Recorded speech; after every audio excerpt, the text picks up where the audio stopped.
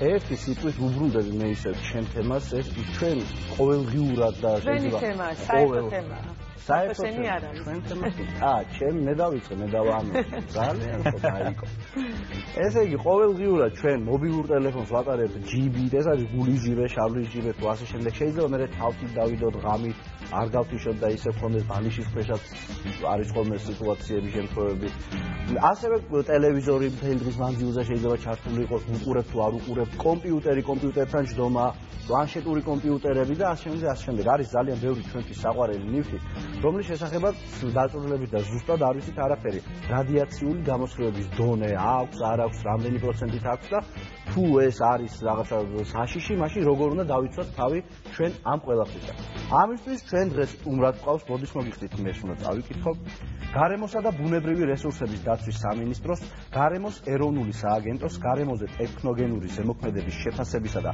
საექსპედიციო მომსახურების სამმართველოს უფროსი ბატონი ლევან პაპაჩაშვილი ხო ну მოკლედ რომ აგიხსნათ ელექტრომაგნიტური გამოსხივებების შესახებ ვისაუბრებთ და აი გამარჯობა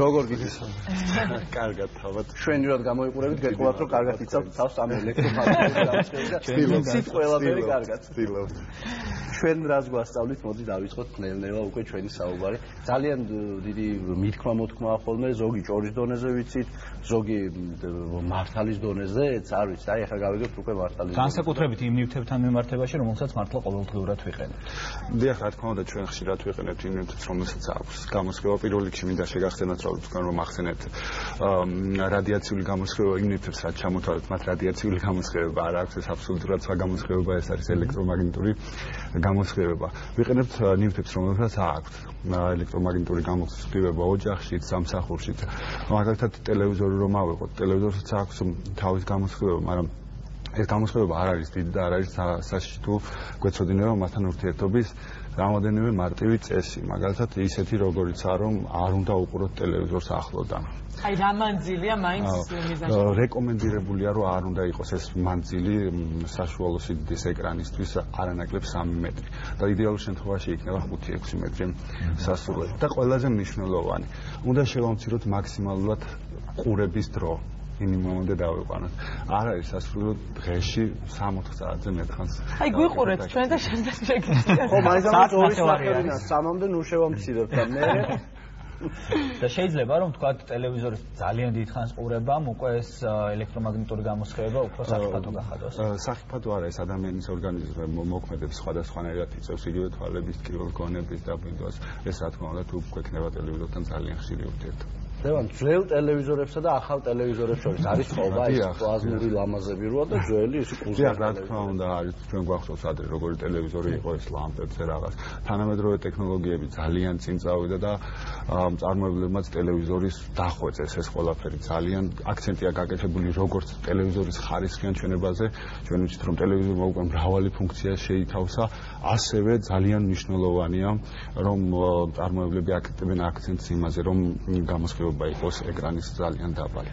იცით რა მაინტერესებს თუ არ ვუყურებ და მაინც ჩართულია მთელი დღის განმავლობაში ტელევიზორი ამ შემთხვევაში ძროდება ეს რადიაცია ოთახში თუ როგორ არის ხოჭდება ხოლმე გამოსხივება უბრალოდ რადიაცია რა შორის არა რა თქმა უნდა ამ შემთხვევაში ტელევიზორს არანაირი გამოსხივება არ არის მაგრამ არსებობს საერთოდ ყველა ნივთი იგივე მაგალითად არა მარტო ნივთები კედელში ჩამონტაჟებული ელექტროგაყვანილობასაც აქვს თავისი პატარა გამოსხივება თუმცა ეს არ არის საზიანო რა თქმა უნდა არ არის და გადავიდეთ კიდევ ერთ ძალიან ისეთ ყოველდღიურად ხშირად გამოყენებად ნივთზე რაც არის ტელეფონი მობილური ტელეფონი განსაკუთრებით რამდენად საფრთხოა როგორ უნდა მოვეპყროთ მობილური ტელეფონი მართლაც რთული თემაა ამ ხრივ გამოსხივების იმიტომ რომ მის მოხმარების მიხედვით ყველაზე მეტი გამოსხივება აქვს ტელეფონს, მაგრამ ტელეფონი ერთნაირად არ ასხივებს ყველა მდგომარეობაში, როდესაც იგი არის მოლოდინის რეჟიმში, ამ დროს მისი გამოსხივება თითქმის მინიმუმამდეა დაყვანილი,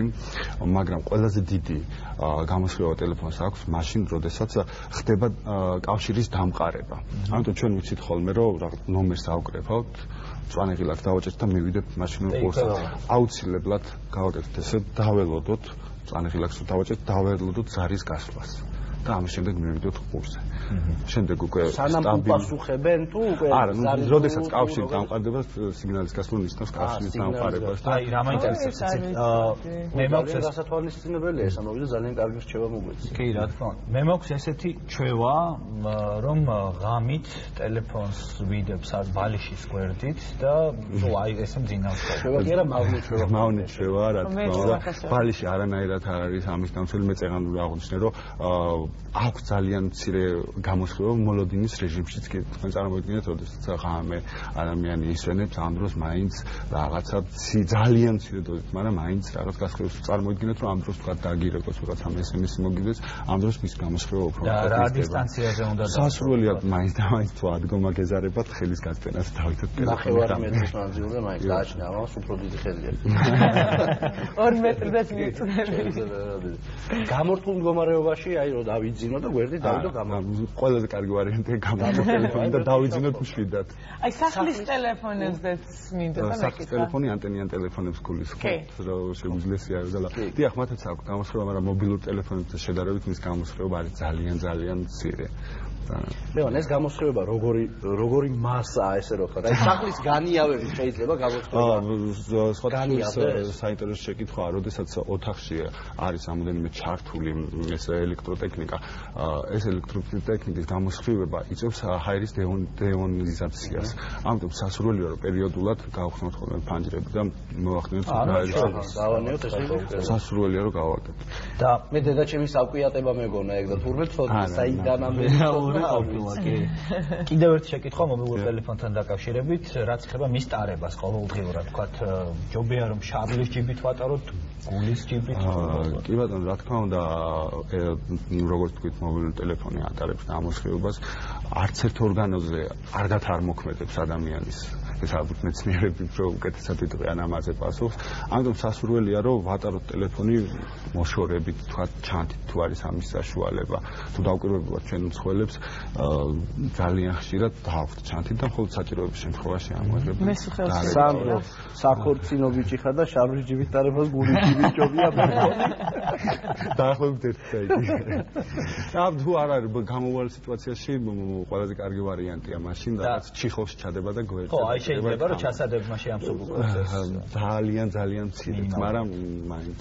და აუცილებლად უნდა ვისაუბროთ კომპიუტერზეც, ეს არის ეხლანდელი თაობის და ბავშვების სცენა. Bluetooth-ზეც ერთი-ორი სიტყვა რომ ვიხოთ, აი ტელეფონი, რომელთაც ბოდის გიხდი მანიკა, ამოწუროთ ეს ტელეფონი. Bluetooth-ით არის დაკავშირებული, ვიკეთებთ კურსში და ნუ ის ჯიშია სადმე, აი აქ. თქვენ წარმოიდგინეთ, რომ ცალკე ტელეფონი იღებს ამ გამოსხივებას და შემდეგ ცალკე არის კიდე გამოსხივება, რომელიც უკავშირდება Bluetooth-ს და ტელეფონს. სასურველია საერთოდ ვისაუბროთ თუ არის ამის საშუალება და ხანგრძლივად თუ გვიწევს საუბარი ყურსასმენებით. ეს სადენიანი ყურსასმენი, რომელიც არის. აგვარიდებს ყველანაირ გამოსავალს. ყველაზე კარგი გამოსავალი. კარგ ქვეყნებში სადაც ყოფილიყო, სულ ესე დადიან ხოლმე მიყვირდა მაშინ. დასაგებია.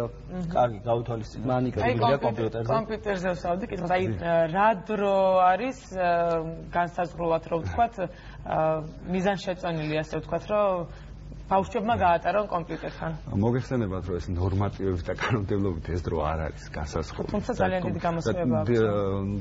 დიდს ვერ მოგახსენებთ, ხომ არა ტელევიზორთან შედარებით, კომპიუტერი არის უფრო იმით ცუდი, რომ ზიხარ უფრო ახლოს კომპიუტერთან. და უფრო მეტად წარმოიდგინეთ, რომ 3-4 საათი კომპიუტერთან მუშაობა უდრის თითქმის მთელი დღე ტელევიზორის ყურებას.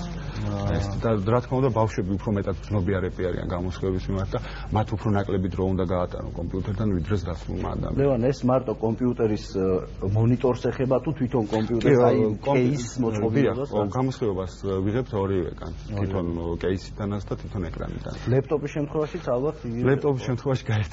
და განსაკუთრებით თუ Wi-Fi-ზე, აი Wi-Fi-ზე. აი მე წინდოდა. დაგგვეთი, ახლა Wi-Fi-ზე ძალიან გავრცელებული თემა რო ძალიან სასჭიროა და რა თქმა უნდა იგი ასხივებს ელექტრომაგნიტურ ტალღებს, მაგრამ მისი სიმძლავრე არც თუ ისე მაღალია. რა თქმა უნდა, როგორც ყველა შემთხვევაში, მაინც და მაინც ნუ დავდეთ საძინებელ ოთახში და ძალიან ახლოს. უბრალოდ დავდოთ მოშორებით და ისე რომ სიგნალი არ დავკარგოთ და ვერი კარგად. ანუ ისეთ საშიში არ არის აჭორების დადის რომ Wi-Fi-ა რომ გაავადებს. ებრძვიან Wi-Fi-ს. დისტანცია მაინც რა უნდა იყოს? Wi-Fi-სთან. თუნდაც ისე რომ გავაკეთეთ ისე რომ სიგნალი არ დავკარგოთ. ნუ დავდებთ საძინებელში, დავდოთ დელეფანში. მე ტელევიზორთან მიდის და შესაბამისად რა მანძილით ტელევიზორისგან ვარ მოშორებით, ისე ვარ Wi-Fi-სგან. ორ კურდღელს იჭერეთ? არსებობს რაღაც ხალხში, არ ვიცი, საიდან გავრცელდა ეს ყველაფერი, ეს წარმოდგენები, მაგრამ თქვათ კაქტუსთან დაკავშირებით, რომ კომპიუტერთან იდებენ და ის თვითონ იწევს ამ გამოსხივებას. ეგეთი და ჩემმა გაავრცელა, მე მგონი, გაჩხლეტილი ვარ საქმეში.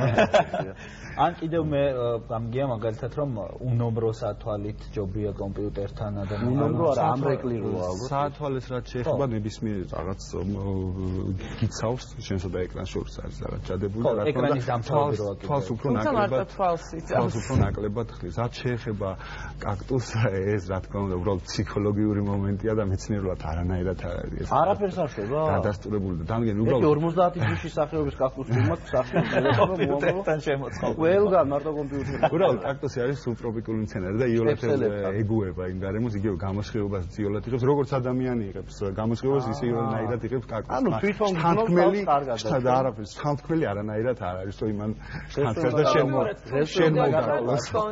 ყველა იჩხლიტები. არა თვითონ როგორ არა უხდება და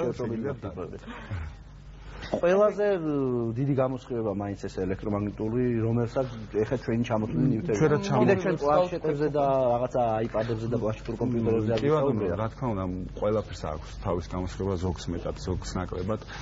ყველაზე მეტად რასაც უნდა მოვედოთ, დღევანდელ ცხოვრებაში სამსახურიდან გამომდინარე რაღაც გვიწევს ძალიან ხშირად კომპიუტერთან ურთიერთობა. მაქსიმალურად ვეცადოთ, რომ ეს პროცესი არ იყოს მუდმივი.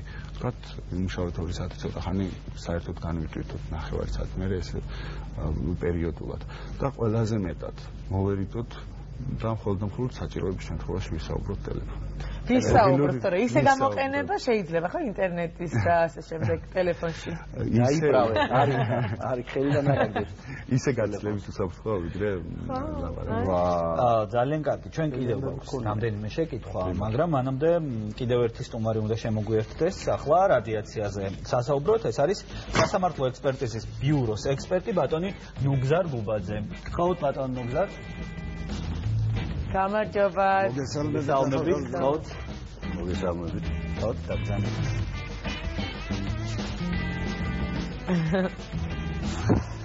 ბატონ ნუგზარ, აი საუბრობთ რადიაციაზე, იმ ეფექტებზე და უკუეფექტებზე, რაც შეიძლება ამ ყველაფერმა გამოიწვიოს. თუ ჩვეულებრივად გვაქვს ეჭვი, რომ სახლში შეიძლება იყოს რადიაციული ფონი. როგორ შეიძლება ეს გავიგოთ პირველ რიგში და შემდეგ, ასე ვთქვათ, თვალს რაიმე ხერხი რომ გადავამოწმოთ ჩვენი. ეს საკმაოდ მარტივი შესამოწმებელია, არსებობს სპეციალური მოწყობილობები, რასაც ქვია დოზიმეტრები და დოზიმეტრის საშუალებით ჩვენ შეგვიძლია გავსაზღვროთ უკვე გამოსხივების სიმძლავრე. და იცით, ეხლა ფონს ქმნის არა ის, რომ რაღაცა არის ვთქვათ მიმობნეული. არამედ შეიძლება სამშენებლო მასალაში იყოს ეს რადიოიზოტოპი, რომ გაბნეული შიგნით, რომელიც კარიერიდან მასალის ამოღების დროს შეიძლება ამოყვეს. და ასეთ შემთხვევები საკმაოდ ხშირია. ჩვენ არაერთი გაგვიზომია ასეთი, ეს ბირთვული ფიზიკის ლაბორატორიაში ივან ჯავახიშვილის სახელობის და იქ აღმოჩენილა საკმაოდ დიდი გამოსხივების წყაროები. ამიტომ ალბათ მშენებლობის პროცესში აუცილებლად უნდა შემოწმდეს სამშენებლო მასალა. და ძალიან ხშირია გრანიტის, მარმარილოს ფილების ასევე ეძახით ჩვენ დაბინძურება რადიაციით. ამ შემთხვევაში რა ხდება? მე ანუ შეიძლება დაანქრება თუ არა, რადიაცია არ ქრება. ახლა მარმარილოს გამოსხივებადი, ანუ არასტაბილური ელემენტები, არასტაბილური ატომები ასხივებს და გარკვეული დროის მერე მათი ნახევარი იშლება. ამას ქვია ნახევარდაშლის პერიოდი. მაგალითად, ურანისთვის ნახევარდაშლის პერიოდი არის 4,5 მილიარდი წელი. ანუ 4,5 მილიარდი წლის შემდეგ მხოლოდ ნახევარი დაიშლება. და დანარჩენები გაგრძელებს გამოსხივებას. ამიტომ ასე საუბარი რომ ის მერე შეიძლება გაქრეს, ეს შეუძლებელია. ამავე დროს მას ვერ შველის ვერც დაწვა და ვერც ვერაფერი. ამდენად თუ რაიმე აღმოჩნდა, ის სპეციალურ სამარხში უნდა იქნეს გადატანილი ან საცავში. ასეთი ჩვენ გვაქვს ფიზიკის ინსტიტუტში და ყოველი ეს აღმოჩენილი რადიოაქტიური ნივთიერება შემდეგ გადაგვაქვს